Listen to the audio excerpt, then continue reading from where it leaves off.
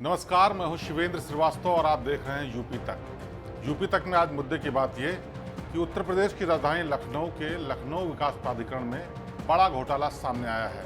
दरअसल ये घोटाला तब सामने आया है जब उत्तर प्रदेश सरकार ने तय किया कि प्राधिकरणों की सभी रजिस्ट्री और सभी कागजात डिजिटलाइज किए जाएंगे और इसके लिए बाकायदा बाहर से एजेंसी हायर की गई।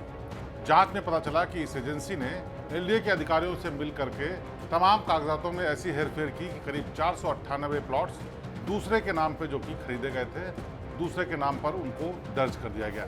यानी कागजों में हेराफेरी करके मालिकाना हक जमीनों का बदल दिया गया।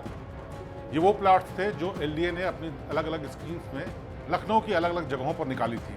इनके मालिकाना हक लेकर के कागजातों में ऐसी हेराफेरी की गई कि असली मालिकों को अब लेने के देने पड़ रहे हैं। दरअसल इस सब की शुरुआत तब हुई जब सरकार ने तय किया कि अब डिजिटलाइजेशन के इस दौर में लखनऊ विकास प्राधिकरण में भी सारे कागजात डिजिटलाइज किए जाएं। इसके लिए बाकायदा डिजिटेक नाम की एक कंपनी को हायर किया गया।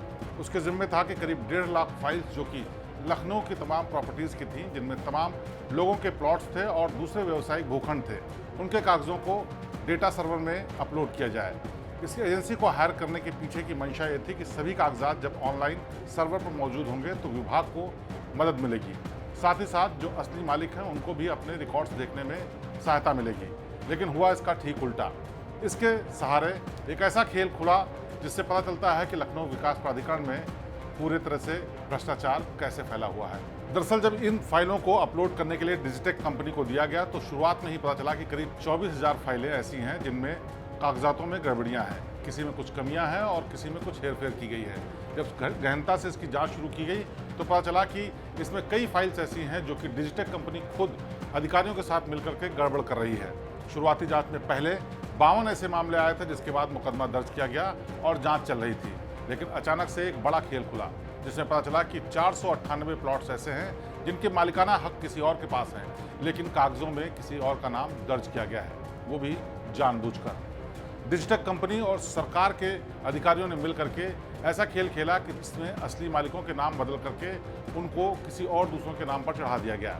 यानी अब प्लॉट के लिए पैसा किसी और ने दिया, किसी और की लॉटरी या कोई और स्कीम में प्लॉट पाने का हकदार था, दूसरे के नाम पर दर्ज करके उससे पैसों की रकम भी उगाई गई।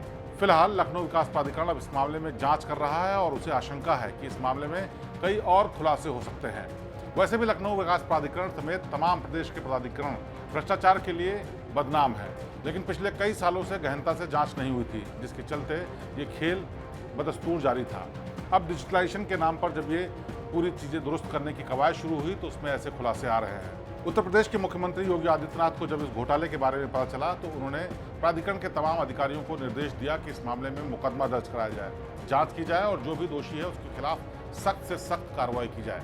पहले 52 मामले आने के बाद और अब 498 प्लॉट्स के मामले सामने आने के बाद प्राधिकरण ने मुकदमा दर्ज कराया है, जिसमें राजेश नाम के एलडीए के अधिकारी का भी नाम है। उसके समेत करीब आधा दर्जन एलडीए के अधिकारी हैं जिनको मुकदमे में नामजद किया गया है। इसके अलावा डिजिटेक कंपनी को भी इसमें आरोपी बनाया गया है। जांच के बाद साफ होगा कि इस भ्रष्टाचार की जड़ें कितनी गहरी हैं।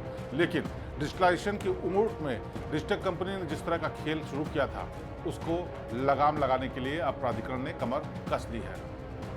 बहरहाल जानकार कहते हैं कि प्राधिकरण में अगर गहनता से जांच हो तो इसमें ऐसे कई घोटाले सामने आ सकते हैं जिसमें सालों साल से बाबुओं का खेल शामिल है।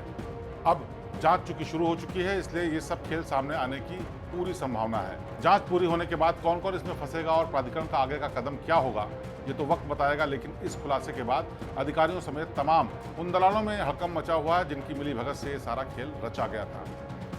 तो उत्तर प्रदेश की राजधानी लखनऊ में विकास प्राधिकरण में हुए इस घोटाले पर यह थी यूपी तक की खास पेशकश। प्रदेश की ताज़ा तरीन और बेहतरीन खबरों के लिए आप देखते रहिए यूपी तक। आपसे फिर होगी मुलाकात। नमस्कार।